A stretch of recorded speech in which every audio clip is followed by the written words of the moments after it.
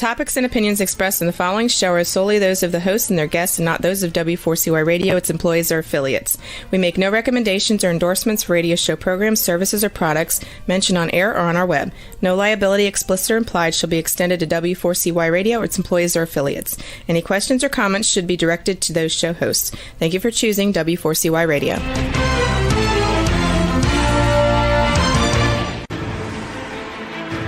What's working on purpose anyway?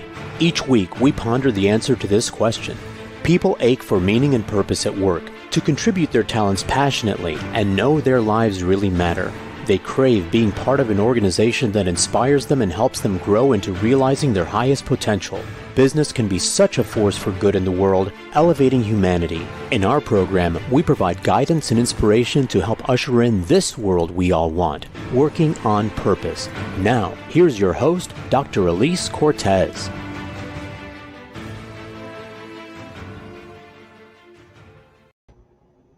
Hi there, welcome back to the Working on Purpose program. Thanks for tuning in again this week. I'm your host, Dr. Alise Cortez, joining you live from Dallas, which is home base for me. If you don't know me yet, I'm a management consultant specializing in meaning and purpose, organizational logotherapist, inspirational speaker, social scientist, and author. I help companies discover and articulate their purpose to thread it through culture and operations. I work with organizations to develop inspirational leaders who create cultures where people actually want to come to work and do their best.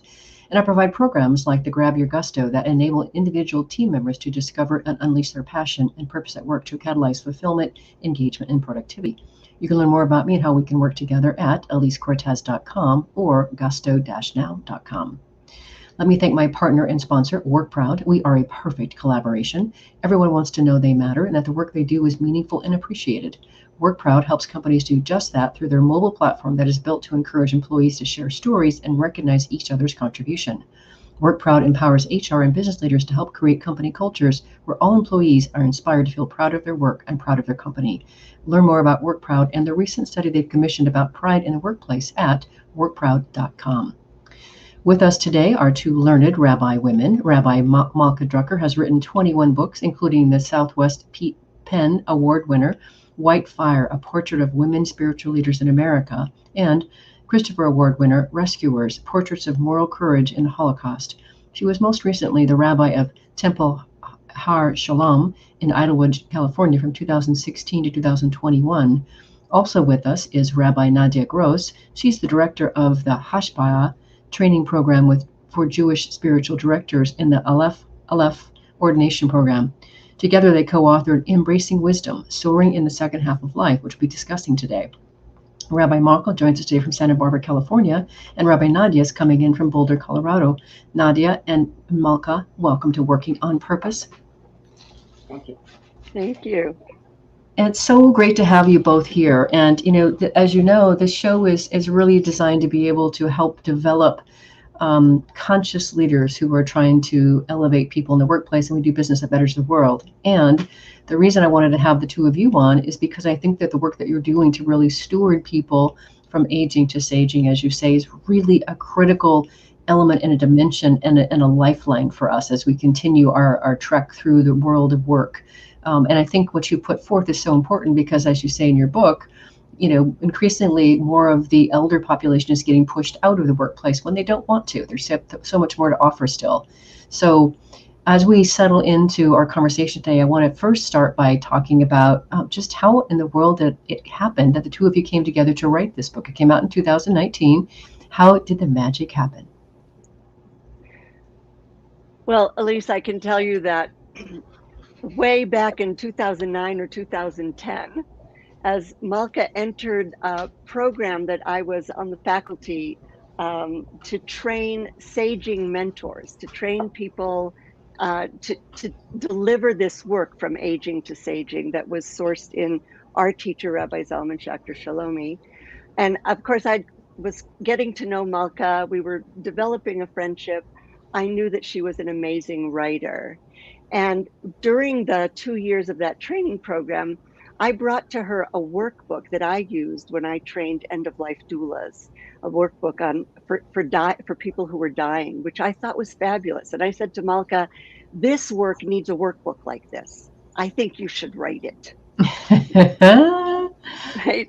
And Malka, I think, probably thought about it for about 20 seconds and said, well, I'll write it if you'll write it with me. Mm-hmm. Mm-hmm. So, Sounds so, about right. so that's where the idea began. She insisted that I had more content. Of course, she's also, my elder. She likes to remind me often that she's 10 years older than me. And therefore, we also had that span of perspective. I had been doing the saging work since before I was 50. And so it really became my spiritual practice for eldering through the decades. Um, we got Rabbi Zalman Schachter Shalomi was still alive then, and Malka brought the idea to him, and he blessed us on this endeavor. And then life got in the way. Both she and I were busy with many, many other things. And in 2014, our beloved Reb Zalman died. And sometime after that, Malka came to me and said, well, we got the blessing, so I think we need to do this job. And we began our process of working together and living in two different parts of the country. We would get together on Skype. That was before Zoom. And we had our book on a Google Doc, which meant that we could see what was being written live at the same time. And we started our process. We would engage in conversation with each other. We would imagine what this next chapter was about. And then one of us would begin to write and the other would edit what the other one was writing. And then the next one would take over. And so the book was written as a conversation, really in conversation and in relationship. And in the process, I learned how to write a book from my beloved elder, who is really the expert. How beautiful. I'm so grateful that came together. As we were talking about before we got on air, I read your book cover to cover, as I do all of my guests. And of course, I take copious notes. And I want to do next really share some of the points that I thought were really, really pertinent to what I know my listeners have surfaced over the years. And so I'll do what I do for a lot of these conversations where we kind of dig deep into the real beautiful depth of what you wrote about and have you really kind of expand on that. So one of the first things that I wanted to talk about is just really the promise of what you're putting forth in the book. People talk about, I'm getting old, I can't do as much, I don't have as much energy, whatever. But what I appreciated about what you've done in your book, among other things, is you talk about this opening new space. And so if we situate it in context, you talk about how Erik Erikson, who was the early 20th century developmental psychologist, saw 8 life stages from birth to death. And his 7th stage, which is adulthood, spans 26 to 64, which is crazy. And the 8th stage, which he called old age, is from 65 to death. And yet in the 21st century, we are enjoying a brand new developmental stage never known to the generations preceding us, a chapter as significant as adolescence, you say. Tell us more. That's beautiful. Well, thank you, Alise. I actually learned about the new stage from Mary Catherine Bateson, who died this year, in her book Composing a Further Life. And it was she who suggested the notion of adulthood too. Because this is our generation is revolutionary in that no generation before us has had this length of time to gestate wisdom. So we have this extended period to harvest, not only because we get to live long enough, but also because we live in a time where technology has given us tools to harvest from many other faith traditions besides our own, to really see different approaches to aging. And we've often said, that if you were a child, perhaps growing up in India, especially out of the cities, but in villages, that who would you want to be when you grew up? Your grandparents, because they were the ones who were listened to. They're the ones who were respected in traditional indigenous societies. We have grown up in a time of the Industrial Revolution, where it's the opposite. The faster you are, the younger you are, the more advantage you have. There's no such thing as apprenticeship anymore. So that we really saw that, in fact, here we were given this time. So since we were given this time, then it becomes a great discovery of why. What is there for us to learn? Okay, and that brings me to the next point. Thank you for that, Malka. That was just yummy. And just you did something similar to what you just did there in the book, which was just so great. So why is that interesting to me? Somebody who's totally anchored in meaning and purpose. You then go on, kind of extending that idea. You share a quote by Rabbi Zalman Schachter Salome, how do you say that? He says, "Why should anyone live longer than the time of begetting and raising children? If we do live longer, then nature must have a task. There must be some kind of purpose. The purpose is," and I love this phrase, "to hothouse consciousness, generation by generation, so that the older generation can transmit something to the younger." Yes, yes, and yes. Yes, indeed. So Rabbi Zalman Schachter Shalomi, we call him Reb Zalman. So it's an easier way to refer to him. Reb Zalman, our teacher, and really the founder of this work, and started the whole process of spiritual eldering way back in the early 90s. Consciousness, purpose, meaning, those were the tools that he worked with. Those were the things that gave his life juice. In fact, he's quoted as saying, "The afterlife I can look forward to is that I'll be able to pour all my experience into the storehouse of the planet so that human awareness can grow a little more." So his whole idea, this hothousing consciousness, right, was that we as humanity are continuously consciously evolving, and with that evolution, we want to transmit. We want to capture it, hothouse it, let it grow, and transmit it to the next generation. And he developed ideas about mentoring. And he saw mentoring as a two-way relationship, not just the elder pouring information in a funnel into the head of the younger, but that relational aspect. And with every relationship, he felt his consciousness grew and expanded. And so that was what he saw as our opportunity when we grow to that beyond the child rearing years, where we're no longer totally focused on our own children, our own family, or whatever children we're engaged with. What do we do as elders, right?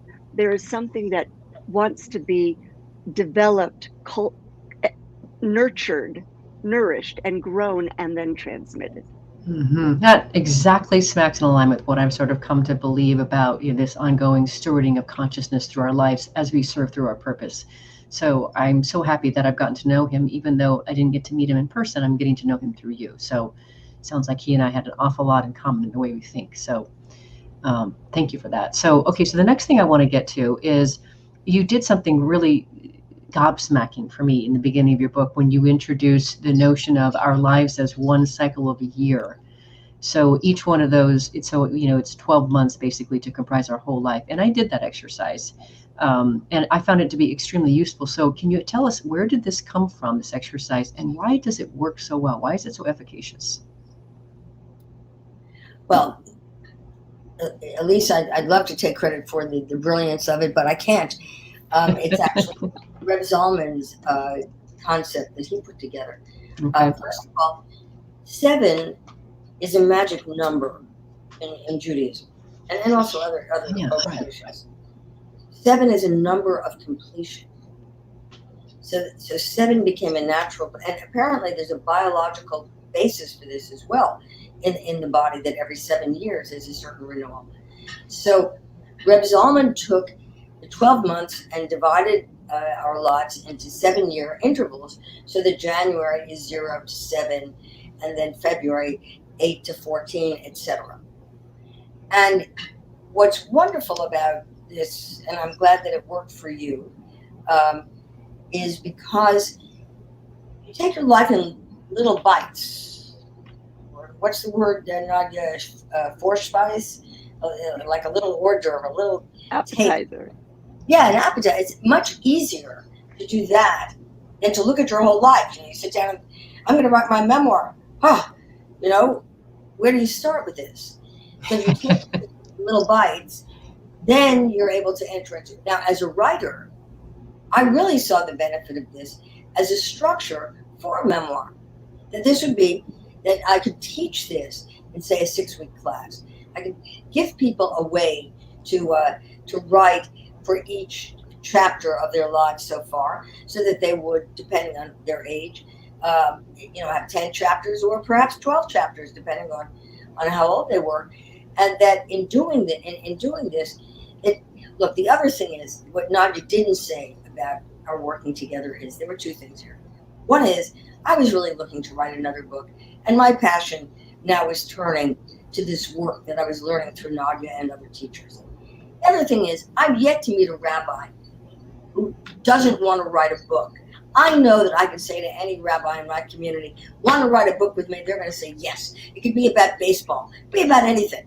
So I knew that I could, and I could do this. And I actually am feeling very much that in doing this work as a staging mentor, as a writer, that's the combination of those two skills. This is really the moment when people perhaps have the time and this desire. This is the purpose, to sort of do this harvesting of our lives. So this structure of the 7-year, 12 months is perfect for the harvest. So yummy. I could hang on to this all day long. With that, though, here we are. Time for our first break. It goes by so fast. I'm your host, Dr. Alise Cortez. We've been on the air with the authors of Embracing Wisdom, Soaring in the Second Half of Life. Those authors are Rabbi Malka Drucker and Rabbi Nadya Gross. We've been talking a bit about where the book came from and some of the opportunities of living from aging to saging. After the break, we're going to get into this really interesting concept called recontextualizing our lives. Stay with us. We'll be right back.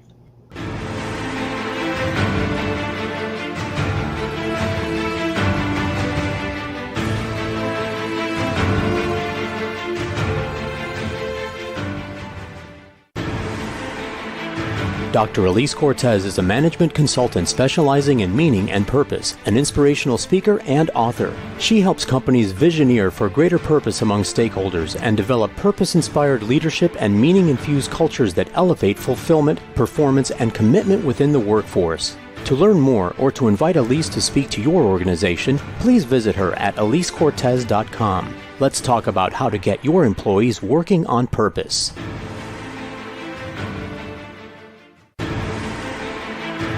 This is Working on Purpose with Dr. Alise Cortez. To reach our program today or to open a conversation with Alise, send an email to Alise, A-L-I-S-E, at alisecortez.com. Now, back to Working on Purpose.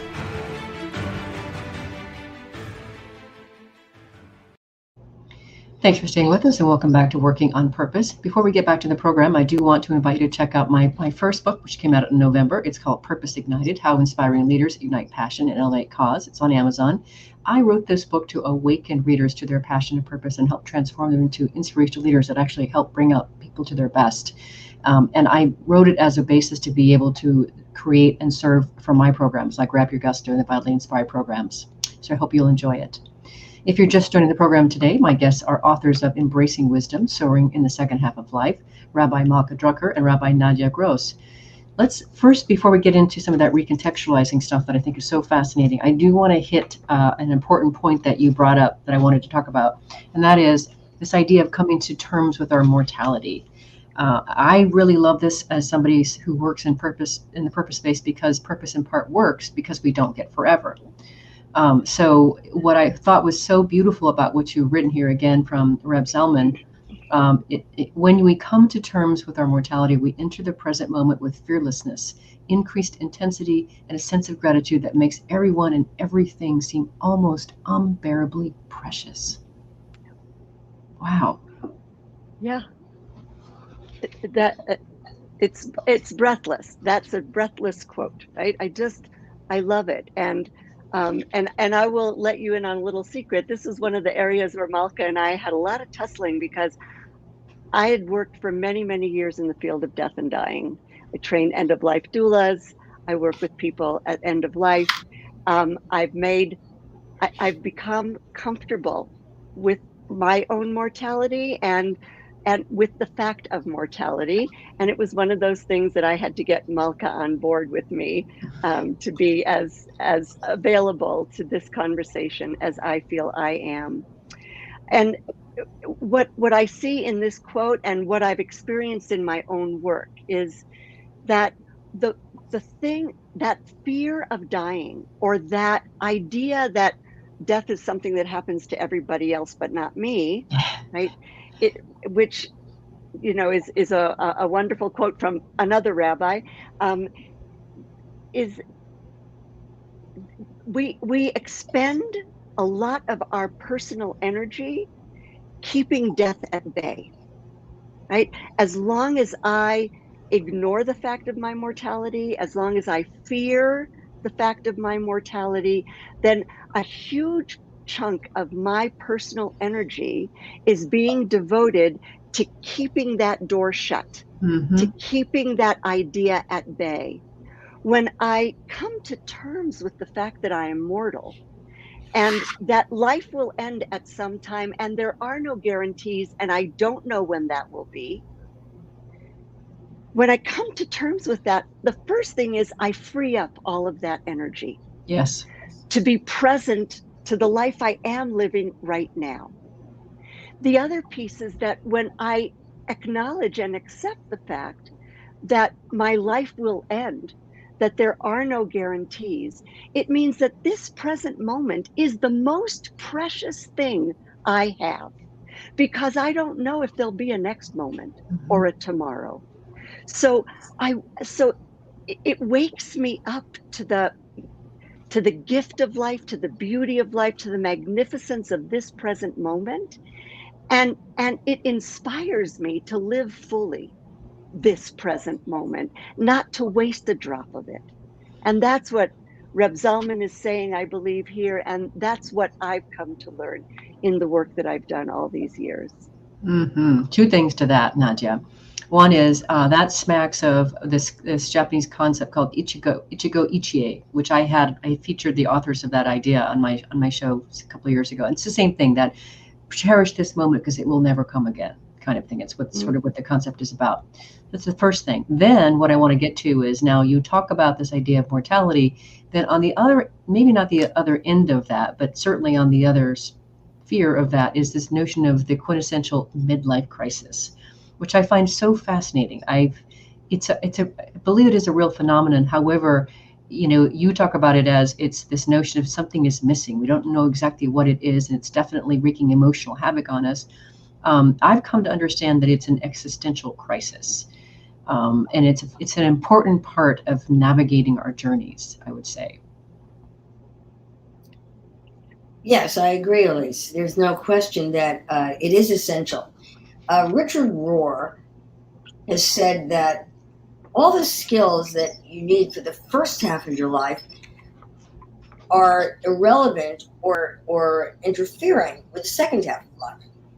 That sense that you're going to live forever, so that you have no fear, you just plunge into whatever it should be. And for a long part of your life, you get to stay up all day and all night and have a great time. And then the day comes where suddenly you discover you can't do that anymore. Now what's going to happen? For a lot of us, we could have come into this, as you say, the midlife crisis, viewing it as actually pathology. What is wrong with me? Right. Why can't I do what I used to do? And because things like intuition, which become part of the compass of the second half of life, which is why that's how you can soar in the second half of life, because you don't have to continually have the ego make every decision for you.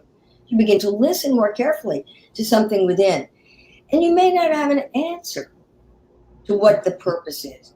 Look, let's say you have been, by outward standards and Western standards, enormously successful in everything you set out to get. You've got, the perfect partner, you've got the perfect children, the house, the car, the work, everything, you got everything. And why aren't you a happy camper? That is, by the way, where Reb Zalman began his work. He was 60 years old. Things were going pretty well for him. He was doing fine. Professionally, personally, everything was okay. But there was this little itch this little flatness, this dullness, that he couldn't understand what it was. So he decided to take a 40-day retreat. And he talks about this in his book, the pioneering book. And he says he went to Lama Foundation in Taos, New Mexico. And after 40 days, he came down the mountain and he knew exactly what this was about. It was about living in a society that basically says to you, you might as well be dead. You're not reproducing anymore. You're not working hard anymore. Mm-hmm. What's your purpose? So if you're in a society that, and suddenly, if you're a woman and you're no longer looked at the way you were once looked at 20 years ago, and what's your value? And if you're a guy and you're being passed over because younger people are coming into position, what's your value? And that was what Reb Zalman wanted this generation to recognize, that it had value, it had purpose, and that by doing the exercises and doing this work with others and being real and being honest about what your real fears were, that we would come to discover the meaning and purpose of our lives that we had no glimpse of in the first half. Mm-hmm. Mm-hmm. So aligned, Rabbi Malka, with what the work I've been doing as well in the awakening piece, and using that discomfort to go and discover and look. And there's something in that. I like to call it a wildlife scratching to understand what's behind that and what it presents and what's there for us to see. And I love that. I would have loved to have met that man. So I'll have to read more of his works. So with that, let's get into this notion of recontextualizing. I think this is so important, especially, as we go through the aging to saging process. And this is again, smacks so beautifully in the work that I do. But you say when we live long enough, we see that we have a new way to tell our story. Time gives us the detachment to gain a larger perspective. While several interpretations of an event may all be true, recontextualizing calls us to find the story that serves us best.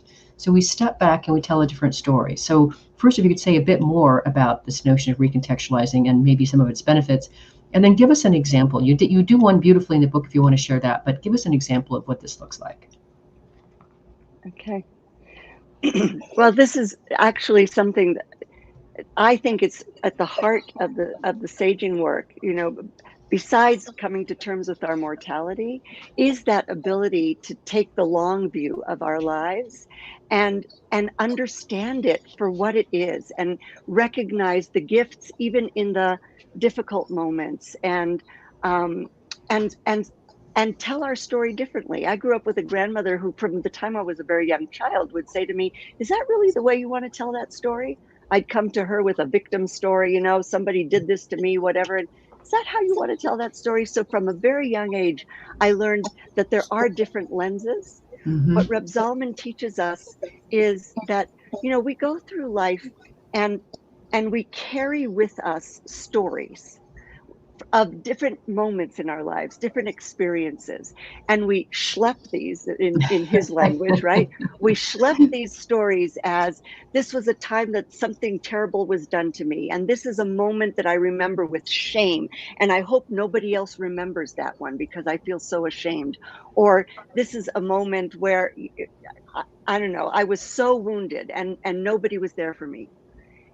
And then when we take the long view of those experiences, so I can give you an example that was actually one of the examples that Reb Zalman often would use. And that was an example of being fired from a job, right? Being fired from a job and carrying the memory for so many years of, this guy did me wrong, they didn't understand me, and all I remember about that moment is that is how wronged I felt and how wrong the whole outcome was. Now I take a look at the long view of my life and I see, and this will be Reb Zalman's story, that as a result of being fired from this job where he was a congregational rabbi, he moved into the life that we ultimately met him in. this, global rabbi and teacher, a man who started so many different programs and inspired so many other leaders in the world. And if he had remained in that little synagogue, which he could have done the rest of his life, like many rabbis, or other spiritual leaders do, he would have never reached that big stage. And so now he could look back at that moment and bless it.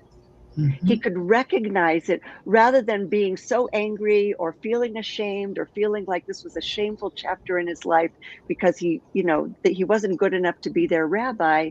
He can see it as, this was the moment where my life took a big turn. And now I'm so grateful for it. That's a recontextualizing.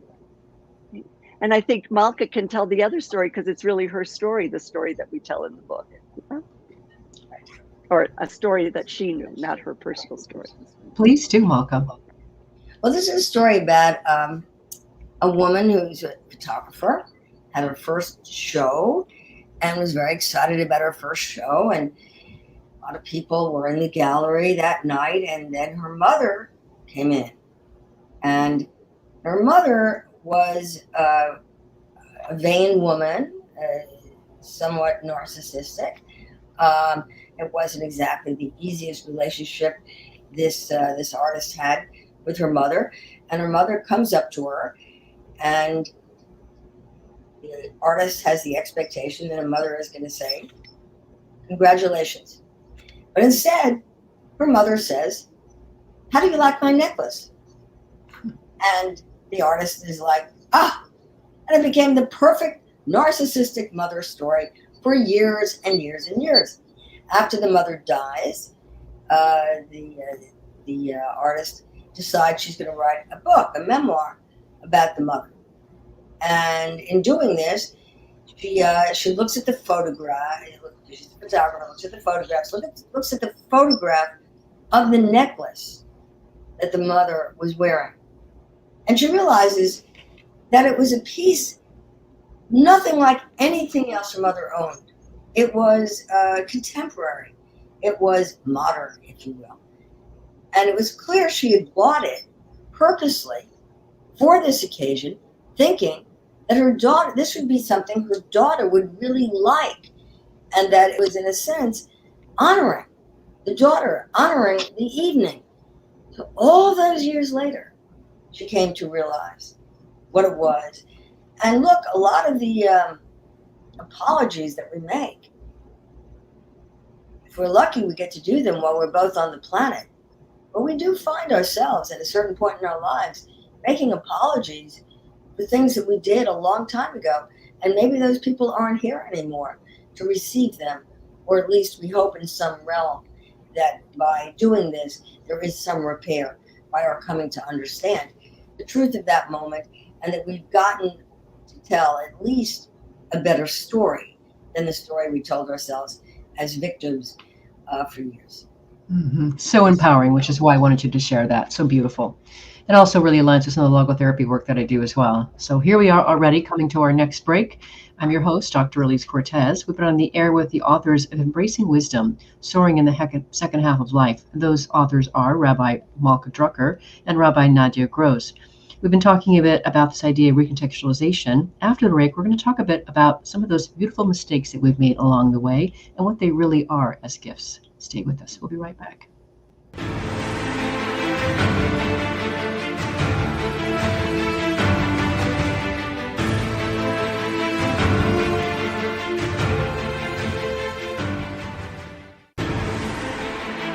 Dr. Alise Cortez is a management consultant specializing in meaning and purpose, an inspirational speaker and author. She helps companies visioneer for greater purpose among stakeholders and develop purpose-inspired leadership and meaning-infused cultures that elevate fulfillment, performance, and commitment within the workforce. To learn more or to invite Alise to speak to your organization, please visit her at alisecortez.com. Let's talk about how to get your employees working on purpose.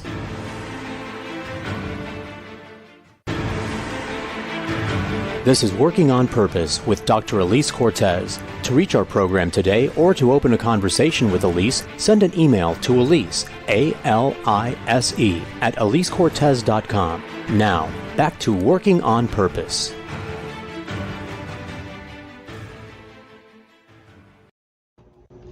Thanks for staying with us and welcome back to Working on Purpose. Another thing I want to share with you, this just came out, this just in, if you will, is this anthology that I've been curating for the last 2 years, where I have literally scoured the globe for 25 women to share their most intimate stories of how they've discovered their purpose and are now serving from it. So it's just come out a few weeks ago. It's called Passionately Striving and Why. And I'm so proud of it. I could bust. And so we celebrated that just a couple of weeks ago. And Rabbi Malka also put some words of testimonial in that for us as well. So I wanted to share that with you. Check it out. If you're just joining us, my guests are Rabbi Malka Drucker and Nadya Gross. Let's get next into this notion of mistakes. We did sort of surface it in the last little bit there, but I think this is so important for our listeners to get it. So yummy. So you also write, you say, perhaps the ultimate wisdom isn't so much in our transmission of what we know as in allowing the generations to have their own experiences. They need their mistakes. When we look at what life has taught you, most of the biggest lessons came from falling down. Yes, ma'am. Ma'ams. Yes. Yes.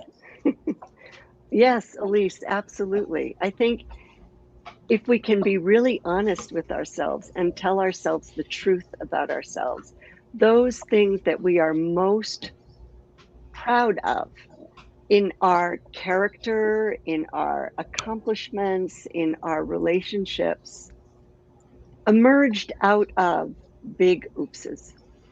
Yeah. We learn incredible lessons when we fail. And that's the work, that's the work of spiritual practice. That's the work of, the soul's evolution and of seeking meaning in everything that we are and everything that we do. I'll tell you a wonderful story of Reb Zalman.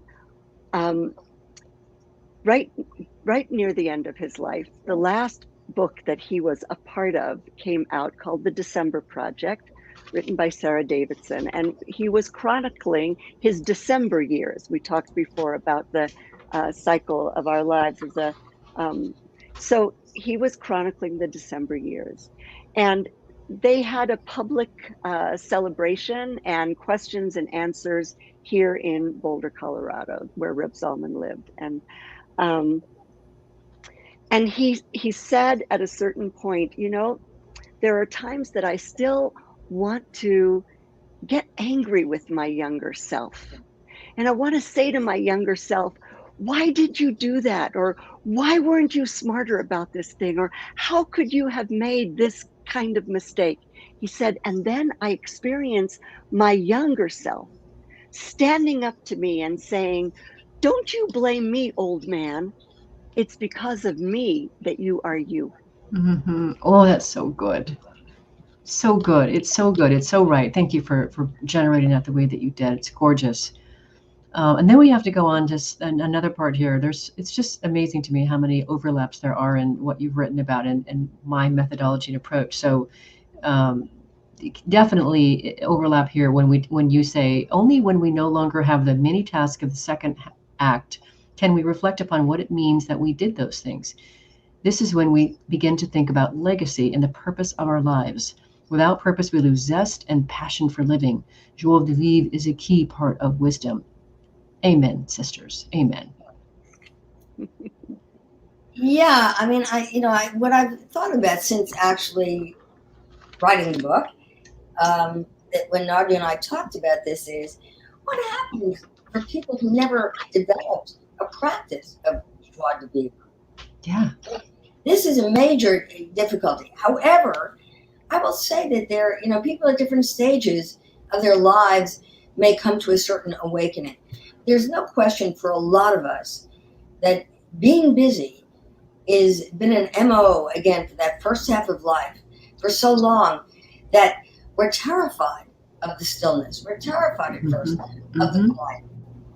And then though, if we can, find ourselves the courage to enter into that place, or we're forced into it because whatever happens, it's we've gotten sick, we're in that moment of stillness, suddenly we discover that things that we've done in the past, that we did without really even savoring the goodness of it.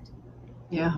The gift that somebody gave us, the triumph of something that we've accomplished, Now we can look at those things. I mean, he said, wow, that was pretty amazing, that I had the courage to do that when I was 31 years old or whatever.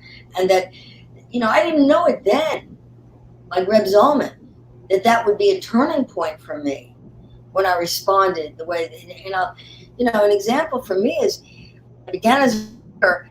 I was going to write a book about Tom Seaver, the great baseball pitcher. And I was supposed to have an interview with him, and I never got it because his manager wanted to have, not a second of his star's life should be taken without getting some money for it. And I remember just thinking, what am I going to do? I traveled all the way from California to New York to meet him, and I wasn't going to meet him. So I went downstairs, I had some Chinese wonton soup, and I contemplated my future. And at that moment, a voice came to me and said, you can't give up. You can go call one of those publishers that you met at a writer's conference a month or two before and see if they want to just talk to you. See what they think about the idea of doing this. And I did that. And I knew that regardless of the result, that I got up and I would go forward and I didn't give up. And I can look at that now. Now, my elder self can look at that young person and say, yeah. So all of that self-doubt, not necessarily liking myself so much, I'm in love with myself, my younger self now. I can put my younger self in a way I never could when I was that age. Mm-hmm. And also being in that moment, right? I know this because if you listen to my language, I am helping to address the literal walking dead who don't know what it is to experience a joie de vivre. And they've lost the ability to be a child and giggle at the smallest of things and enjoy and revel in that kind of a moment. That's exactly a lot of the work that I'm doing with leaders inside organizations because we spend so much time there. So I had to talk about that. So thank you, Malka. All right, so a couple more questions I definitely want to get in before we run out of time. I'm really fascinated. I've only with one other person heard anybody talk about this notion of dropping the body. And of course, it was Paul Skinner, who I love in the UK, very, very conscious man who taught me about meditation and to get into meditation. But you start talking about this, in your book when you say swiftly or slowly, aging is mutable. Becoming an elder requires shifting from identifying with the physical, that is the body, and learning who we are beyond what we do. Each new discovery is a mini death, a preparation for what Ram Dass calls dropping the body, that gives us a foreshadowing of death. That is actually incredibly alluring to me. I love that, that it's alluring to you. So Ram Dass referred to dying as dropping the body, because it was only the body that was going to be gone. The rest, the essence of the person and the residue left in this world, that doesn't end, that doesn't die, right? The thing is that as we grow older, as we become elders, we have to first and foremost shift our focus from the body and the doing that the body does in order to embrace the gifts, the magic, the opportunities of eldering.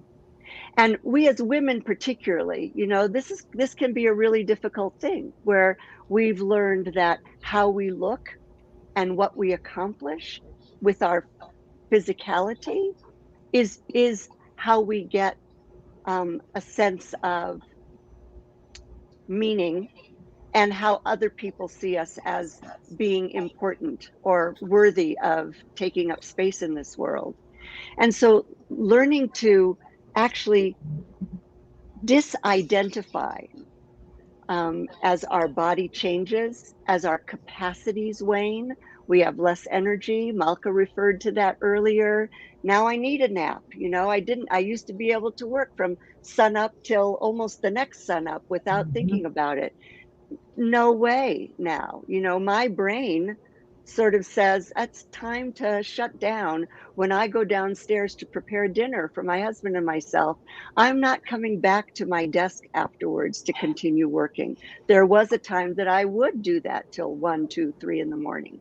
No way, right? So I have to come to recognize who I am, my purpose and my meaning beyond what I look like, right? How I present physically to the world, and what my body is capable of accomplishing in a 24-hour period of time. Mm-hmm.